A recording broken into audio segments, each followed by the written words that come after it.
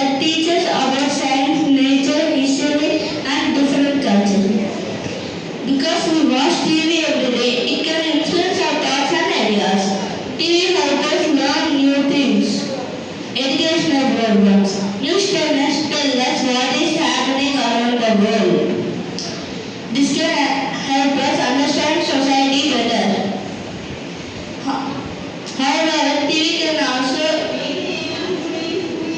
affect our thinking in negative ways. If we watch too much time in TV, it can also affect our thinking. Choose violence, bad habits, or unrealistic lifestyles. News channels tell us what is happening around the world.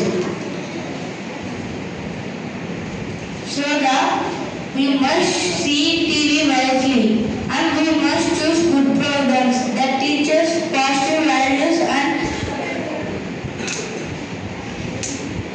limit our screen time. Watching TV for long